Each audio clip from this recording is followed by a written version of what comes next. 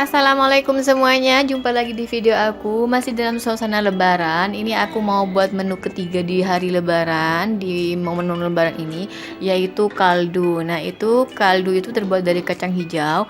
Kacang hijaunya sebelum rebus aku rendam beberapa jam sebelumnya, dan ini mau aku rebus pakai cara 5:37. Jadi direbus selama 5 menit. Setelah itu kita diamkan 30 menit. Lanjut deh kita rebus lagi selama 7 menit atau sampai dia mengembang. Nah, ini dia ya, sudah 7 menit. Kita lihat ternyata sudah mengembang semuanya, dan setelah mengembang semua baru deh kita tambahkan air. Nah, selama proses menunggu untuk mengembang ini jangan sampai kalian tambahkan bumbu-bumbu atau kalian masukkan semacam sutil kah atau sendok kah sampai dia benar-benar mengembang. Nah, itu sudah mengembang ya sampai dia itu tumpah-tumpah. Selanjutnya kita sisihkan si kacang hijaunya. Lanjut kita mau potong dagingnya. Nah, ini daging arisan yang kemarin aku dapet. Ini sudah aku pisahin dan sekarang mau aku potong-potongin. Dan itu lontong ketupat yang baru dari mama, udah aku simpen di kulkas juga karena kan besoknya itu takut basi. Tapi sebenarnya tidak basi sih walaupun kita simpen 2 hari. Karena kalau kita sudah rebus selama kurang lebih 3-4 jam itu tuh bisa awet hingga berhari-hari.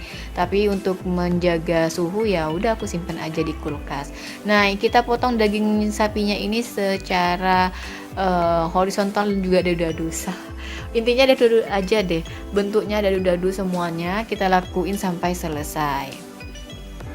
Sebelumnya dagingnya ini sudah aku rebus jadi supaya lebih memudahkan aja untuk kita potong.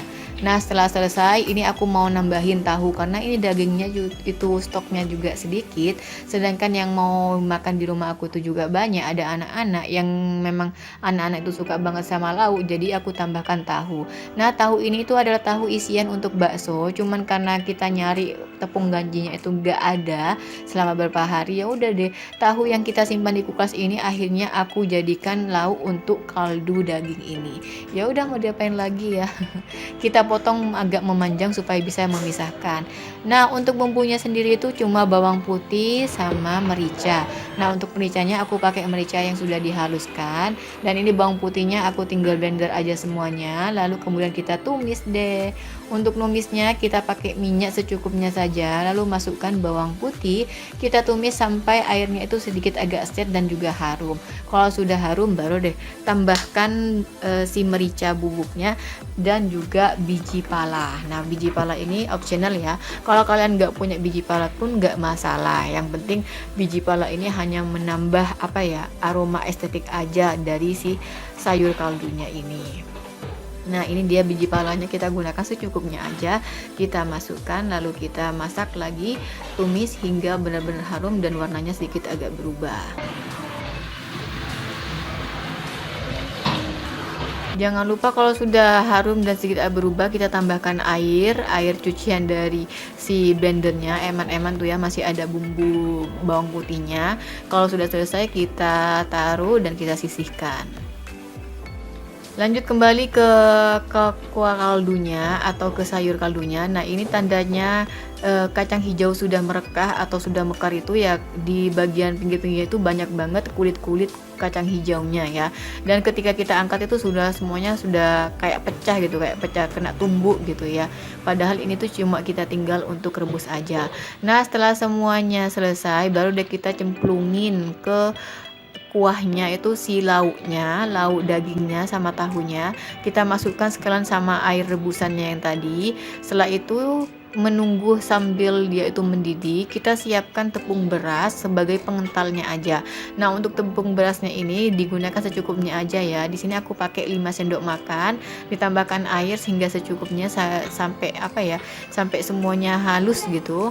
Baru deh kita masukkan lagi ke adonan si sayurnya tadi. Kok adonan sih si sayur ya. Nah, kalau sudah mendidih seperti ini, baru deh kita masukkan bumbu dan juga si tepung berasnya.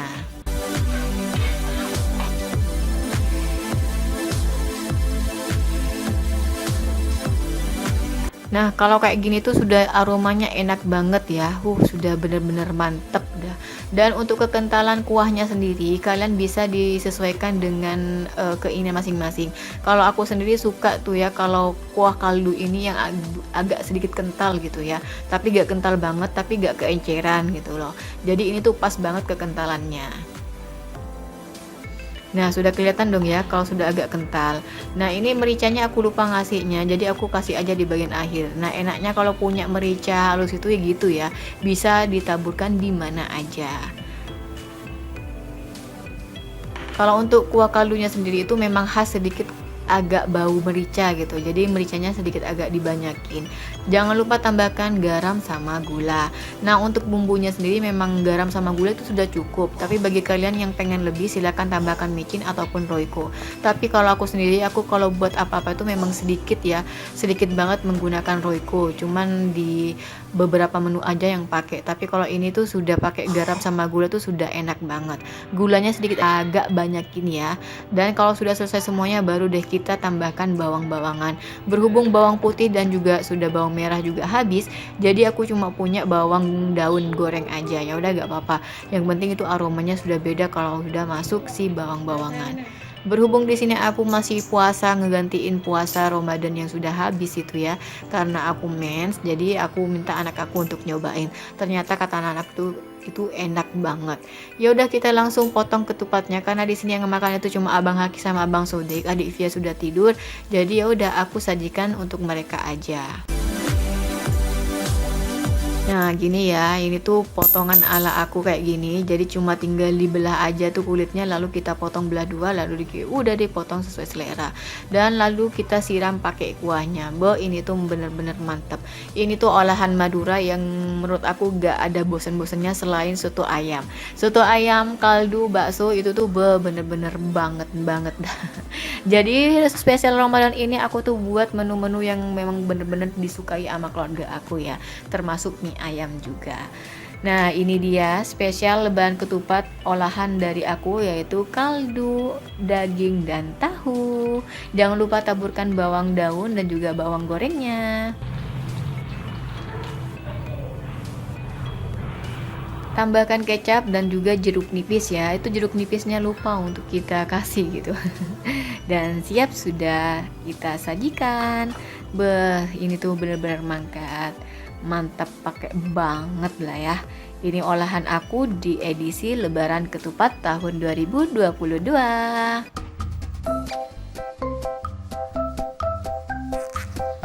Setelah semuanya selesai, anak-anak itu makan, aku lanjut mau ngebersihin semua perkakas yang sudah aku pakai. Jangan lupa untuk sampah ketupatnya disimpan dalam plastik lalu kita ikat supaya nggak terlalu banyak lalat yang datang gitu ya. Dan sekian saja ya video dari aku, semoga bermanfaat. Dan untuk resep kaldunya kalian bisa cek di deskripsi box dan kalian bisa ikutin step by stepnya dari aku. Nah ini ketupat yang akan kita makan nanti sore pada saat buka puasa. Ini aku angin-anginkan di pintu seperti ini jendela ya. Dan itu anak-anak sudah tidur siang. Wassalamualaikum warahmatullahi wabarakatuh. Jumpa lagi di video selanjutnya ya. Bye bye.